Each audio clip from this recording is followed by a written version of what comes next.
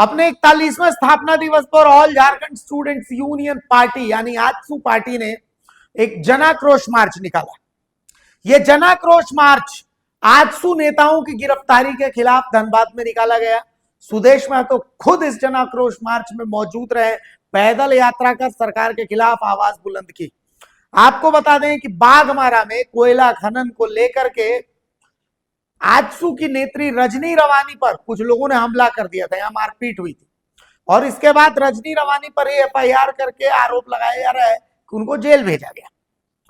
यह आजसू का पक्ष है। अब इसी मामले में इसी प्रशासन की तरफ से जो एक तरफा कार्रवाई की गई है, इसी के खिलाफ आजसू ने आज जनाक्रोश मार्च किया और अपना स्थापना दिवस मनाया। इस जनाक्रोश मार्च में जैसा कि आप तस्वीरों में देख सकते हैं, जनाक्रोश मार्च है, सुदेश महतो इसमें शामिल हुए। आजसू के भारी संख्या में कार्यकर्ता, सिर्फ झारखंड के नहीं, बंगाल के भी, उड़ीसा के भी कार्यकर्ता जो है वो इस कार्यक्रम में हिस्सा लेने के लिए पहुंचे थे। तो अच्छी खासी भीड़ हुई और उसके बाद सुदेश महतो ने इस भीड़ को, आजसू के कार्यकर्ताओं को संबोधित भी किया। उन्होंने बताया कि भाई जब वो मंत्री थे, गृह मंत्री हुआ करते थे, तो उन्होंने आंदोलन को लेकर के, आंदोलनकारियों को लेकर के जो नीति बनाई थी, उसमें उन्होंने प्रतिनिधित्व जो है एसपीडीसी को नहीं दिया, उन्होंने प्रतिनिधित्व दिया जेएमएम के नेताओं को, उन्होंने प्रतिनिधित्व दिया आजसू पार्टी के नेताओं को, जो झारखंड आंदोलन में जिन्होंने हिस्सा लिया था। तो आंदोलन की जो रणनीति और आंदोलन की जो नेपथ्य होता है वो कितना संघर्ष भरा होता है, ये सुदेश महतो ने समझाया। सुदेश महतो के इस भाषण को आपको सुनना चाहिए। बाघमारा में, धनबाद में उनका ये भाषण आजसू के 41वें स्थापना दिवस पर सुनिए। पिछले दिन की घटना के आक्रोश में जो आप लोगों ने 5 से 6 किलोमीटर की इतनी लंबी पद यात्रा करी है, मैं आप सभी का कोटि आभार व्यक्त करता हूं, बहुत बहुत धन्यवाद देता हूं। मैं आज इस मंच से अपने उन नेताओं का, भारत के उन वीर सपूतों का जो हमारे बाएं ओर और दाएं ओर, जिनकी आकृति, जिनकी स्मृति के तौर पर रखी गई, देश की आजादी के नायक, देश की आजादी में इस भूभाग के नायक और स्वतंत्र रूप से झारखंड के लिए संघर्ष करने वाले वीरों की छवि हमारे सामने, प्रत्यक्ष रूप से आदरणीय धरती आबा बिरसा मुंडा की मूर्ति भी सामने। आज पार्टी अपने इस 40 साल के सफर को इस सभा के माध्यम से, सफर के प्रारंभ होने का और आज सफर के इतने वर्ष के बाद हम कहां खड़ा हैं और हमारी चुनौतियां क्या है, इस पर विस्तार से हम सभी लोग चर्चा करेंगे। सफर 40 साल पूर्व प्रारंभ हुआ। सफर सीधे तौर पर इस झारखंड की इस धरा और इस माटी को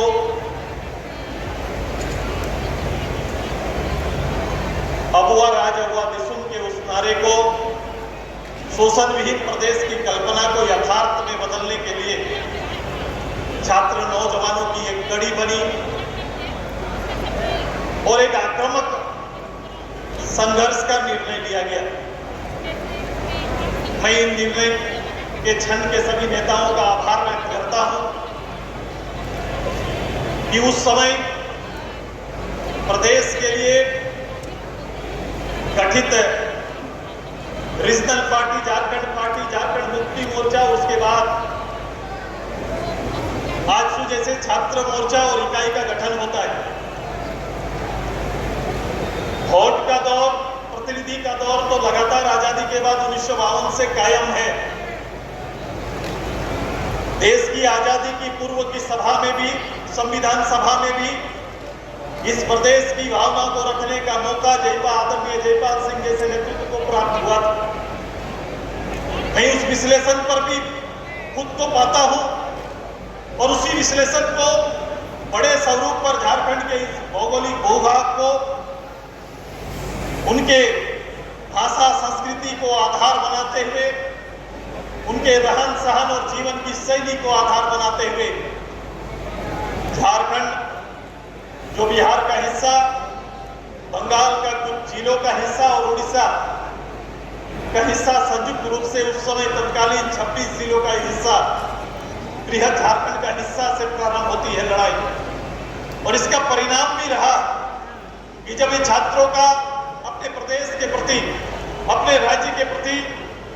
ये समर्पण और राज्य के प्रति और राज्य के गठन के उद्देश्य के साथ आंदोलन की जो गति थी, उसके परिणाम बीच के चुनावों में प्राप्त हुआ है।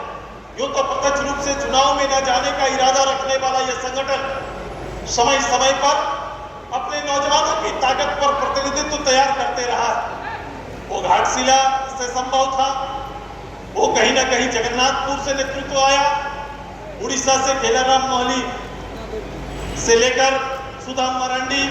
और वही कहीं बंगाल के क्षेत्र में भी अलग अलग प्रतिनिधित्व करने का अवसर मिला। इसी तार को, इसी कड़ी को आगे बढ़ाते हुए हम लोगों ने भी इस संघर्ष को आगे बढ़ाकर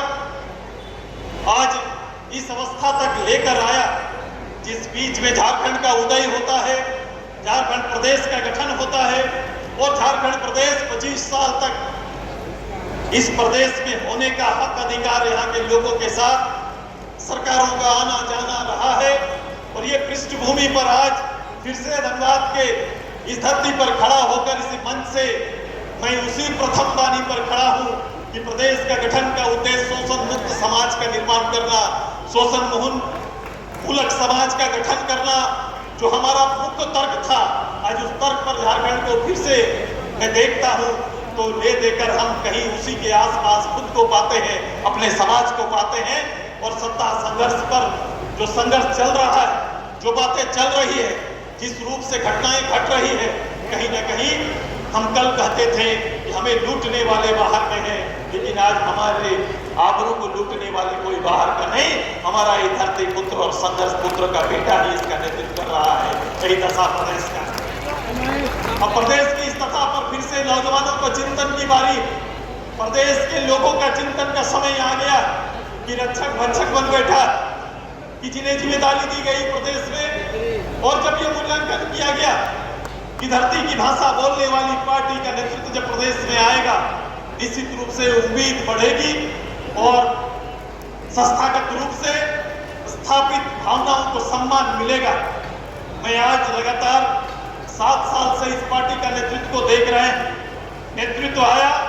परिवार का पुत्र आया। मैं यहाँ पर आदरणीय शिबू सोरेन, आदरणीय ए.के. राय, आदरणीय विनोद बाबू की संयुक्त नेतृत्व का गवाह यह क्षेत्र है। मुझे कहा गया कि भाई शहीदों की सूची रखी जाए, मेरे पार्टी के एक पदाधिकारी को कहा, तो उन्होंने देश की आजादी के संघर्ष लड़ने वाले वीरों का नाम तो लिया, पार्टी के शहादत और शहीद लोगों का नाम लिया, लेकिन मैंने कहा नहीं, हमारी इस पूरी अवस्था में गुरुजी का नेतृत्व को हम अलग नहीं कर सकते हैं, हम ए.के. राय जी को अलग नहीं कर सकते हैं, विनोद बाबू की इतनी बड़ी भूमिका रही है जिससे हम खुद को अलग नहीं रख सकते हैं। उनकी भूमिका को निश्चित रूप से संगठन सलामी देगा, उनके आदर्शों का सम्मान करेगा। मैं उनके जीवन के हर घटना को मैं आदर्श के रूप में नहीं मानता, लेकिन संगठित रूप से इस प्रदेश को लड़ने में उनकी बड़ी भूमिका रही है, जिसको आदर्श मानते हैं और उनका सम्मान करते हैं। ये सम्मान आज के दिन में बहुत मायने रखता है कि आदरणीय गुरुजी इस धरती पर नहीं है, उनकी पार्टी का नेतृत्व है, पुत्र नेतृत्व कर रहा है, लेकिन आज इस धरती पर हम आए जहां आक्रोश के लिए ये पद यात्रा हजारों की, ये 5 किलोमीटर तक 42 डिग्री पर जो आपका पसीना बहा है, ये पसीना कहीं ना कहीं इस बात को याद दिलाने के लिए इस सरकार को, और मुझे लगता है कि कहीं ना कहीं खड़ा होकर अगर आदरणीय गुरुजी वर्तमान सरकार की कार्यशैली को अगर निहार रहे हैं, देख रहे हैं, तो उनकी आत्मा भी कहीं ना कहीं रो रही होगी और ये कह रही होगी कि ये सपनों का झारखंड मेरी कल्पना का हिस्सा नहीं है और इसको मैंने नहीं देखा था, और ये नेतृत्व से हम ये आशा नहीं करता, निश्चित रूप से हो रहा है। आज बड़ा चिंतनीय विषय है। बीच के काल में, बीच के समय पर क्रांति के नाम पर भ्रांति फैलाने वाले लोगों की भी एक कड़ी सामने आई। मैं ये जानता था, एक दूरदृष्टि राजनीति को समझने वाला हर व्यक्ति इस बात को जानता था कि आने वाला होना क्या है, एक बनाए एक व्यवस्था को और नौजवानों को एक गलत दिशा में ले जाने की एक परंपरा को फिर से नए सिरा में कोई नए रूप से गढ़ने के लिए आया। मैं आपको बता दूं, मैं चलते चलते मजाक से मैं कह रहा था कि एक दौर इस क्षेत्र में जब कोयला का काम प्रारंभ हुआ, जब कोयला का माइनिंग प्रारंभ हुआ, ये आजादी से पहले सरकारीकरण होता है और उस समय चूंकि गरीब गुरुआ लोगों का ये क्षेत्र, धनबाद कोई नगर बहुत बड़ा नहीं था, ये शहरीकरण माइनिंग की वजह से होते गया। शहरीकरण हुआ, बाहर के लोग आए तो लोगों ने यहाँ के मजदूर लीडर के रूप में सब को सोचना पड़ेगा, जमींदारों को सोचना पड़ेगा कि अपनी धरती के ऊपर अपनी मांगों को हम पूरा कैसे कर सकते हैं। हमारे जमीन पर खड़ा होकर हमें ही चुनौती देने के लिए आ गए। अब भाई भय देने की आदत घर में रखो। शासन हम लोगों ने भी चलाया, हमने भी दरोगा देखे हैं, हमने एसपी देखा, लेकिन इस तरह से पैसा देकर पोस्टिंग करने की आदत ये व्यवस्था कभी भी सुरेश माधव स्वीकार नहीं किया था। ये लोग ये इसके आदी हो गए, ये आदमखोर हो गए, ये आदमखोर की भाषा बोलने लगे। अब हम यहाँ पर आए हैं तो हम ये याद रखना कि मैं ये झूठे आंदोलनकारियों के स्वरूप या ट्रैक्टर का ये चीज नहीं है। मुझे कुछ समय के लिए कभी मैं भी लगा था कि झारखंड के इस कोयलांचल की इस धरती में और इस राज्य में नौजवान कुछ आगे बढ़कर करेंगे। कुछ चेहरे सामने आए और मुझे लगा कि जो तपिश है, जो तेवर है, निश्चित रूप से बुनियादी बदलाव के लिए होगा। लेकिन वो साल ना बीते, महीना ना बीते, चरित्र सामने आ गया और मैंने कह के गया था यहाँ से वो हर फैक्ट्री का दरवाजा और वो कारखाना का दरवाजा वो हर